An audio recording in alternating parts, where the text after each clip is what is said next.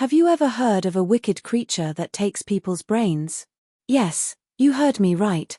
This creature steals people's intelligence and creativity simply by coming in contact with their books or writing pens. Sit back and learn from this shocking story. It was chaotic at the Obers mansion. Mrs. Agnes Obers was shouting at the top of her voice at her only son, Junior Obers, who had failed all his subjects in class again. You are so dull, so dim-witted. After all the hundreds of thousands of naira your father and I spend on school fees and private lessons, you still failed all your subjects again. What is this? Mathematics F, English FF, F in all your subject. So it means you have not been studying, Junior. You are grounded for the rest of your life.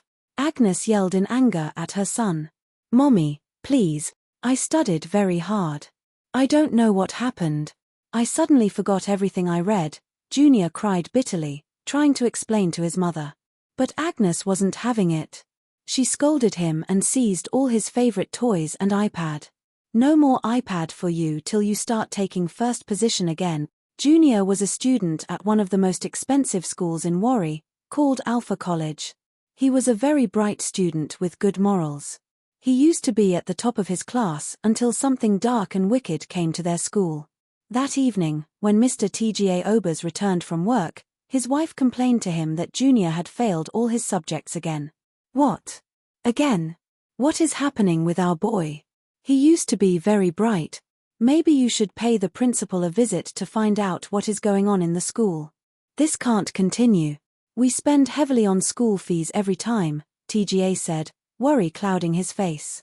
Are you not coming with me? He's our son, and is doing very badly in school. We should go to the principal's office tomorrow together, Agnes reasoned. Darling, I have a very important presentation tomorrow morning. Please cover for me, TGA replied. What is more important than our son? Agnes snapped. Agnes, please, I don't want to fight tonight. I've had a very long day, TGA said as he left his wife in the living room.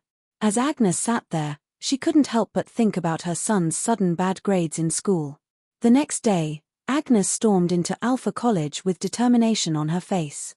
She needed an explanation as to why her son, who used to be the star of the school, was now swimming in FS in all his subjects. When she got to the principal's office, she didn't even wait for an invitation. Mr. Principal, what in heaven's name is happening in this school? Agnes demanded. Good morning to you too, Mrs. Obers. To what do I owe this visit? The principal responded. Principal, everything is not fine. My son has been getting F in all his subjects twice now. I demand an explanation. We pay a huge amount of school fees every term, so why is my child doing so badly in this school? Madam, the matter has come to my attention. I was even planning to call you and your husband to ask if all was well at home because Junior is one of our brightest students. But these days, I don't know what to say, the principal replied. Mr. Allam, everything is fine in my home. The problem is this school. I don't think you are teaching him well enough. Agnes accused. I beg your pardon, madam.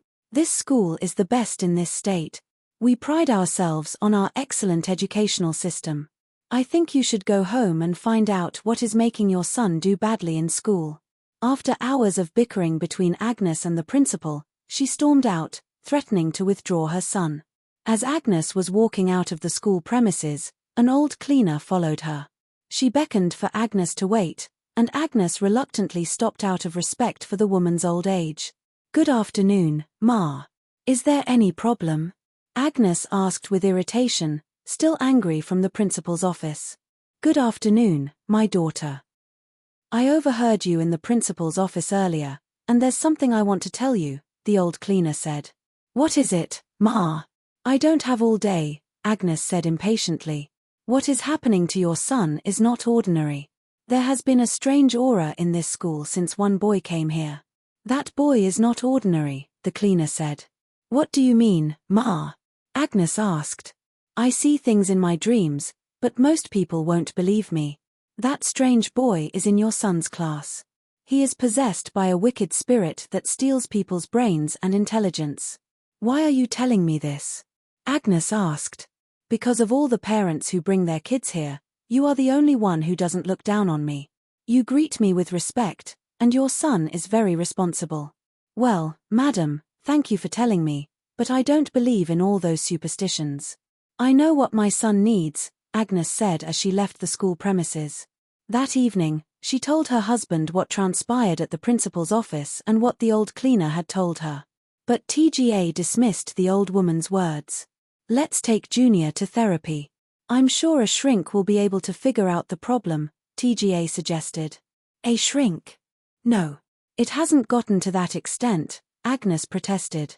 Well, I can't think of any other solution. Or do you have a better idea? That night, Mr. and Mrs. Obers agreed to take Junior to a therapist to figure out why his grades had suddenly plummeted. The next day, Agnes took Junior to the therapist's office and explained that her son needed psychological help since he kept failing all his subjects in school. But after days of sessions with Junior, the therapist found no problem. Mrs. Obers, there is nothing wrong with your boy. There is no psychological problem here. I think what he needs is discipline. Monitor his screen time and study time religiously. Make sure he studies more and introduce the right discipline where necessary, the therapist advised. For the next couple of weeks, Agnes became a hawk around her son. She monitored all of Junior's activities, never letting him play. All he did was study around the clock. Junior wasn't even allowed to watch his favorite TV shows anymore. Whenever he complained, his mother responded with a cane and a fierce look that could make anyone drop dead. When exams came, Junior tried to explain to his mother that he kept forgetting everything he had studied once he entered the exam hall. You better remember. Oh, if not, you won't like what I will do to you this time around. Agnes threatened. Junior cried bitterly every night. He couldn't understand what was happening to him, and his mother was not listening. This continued until the results came out. Once again, Junior had failed all his subjects. Agnes was furious and lashed out at her son. You are a disgrace. After all my effort, you still failed. Today, I will beat you black and blue, she yelled, pointing a wooden cane at him. Mommy, please. I suddenly went blank in the examination hall. I couldn't remember anything except my name. Junior pleaded. The commotion attracted their elderly neighbor, Mama Woma, who intervened with a shocking revelation. The children were rescued from the demonic attack on their academics, and they all started doing well in school again. Alpha College returned to its former glory, full of bright students excelling in their studies. The school established a chaplain's office to provide spiritual support, and parents were encouraged to pray for their children every morning before school. The presence of prayer in the school became a crucial part of its culture. As for Junior, his grades improved significantly, and he once again became one of the top students in his class. Agnes felt relieved, knowing that her son's struggles had been overcome. She realized the importance of staying vigilant, not only academically but also spiritually, to protect her child's well-being. The strange boy who had caused so much trouble was never seen again after his parents withdrew him from the school. It turned out that he was indeed a source of dark energy that had affected many students. His sudden disappearance brought peace to Alpha College, but the community was forever changed. Parents and teachers, now more aware of the unseen forces that could affect their children's lives, became more united. They worked together to ensure that such a disturbance would never happen again. The story of the strange boy, the mysterious happenings, and the power of prayer would be passed down as a lesson for future generations. In the end, the school thrived once again, and Junior, along with his classmates, flourished in a safe and spiritually protected environment. Agnes never stopped praying for her son and for all the children at Alpha College. She was grateful that she had trusted her instincts and sought the help of the old cleaner, who had guided her to find the truth. Moral of the story: evil forces can sometimes manifest in ways we least expect, and it's important to stay vigilant in protecting our children from such influences. Prayer, faith, and community support are powerful tools in overcoming darkness and ensuring our children's success and safety. Always listen to your children, even when their words may seem nonsensical, because they might just be trying to tell you something crucial. Thank you for sticking with the story till the end.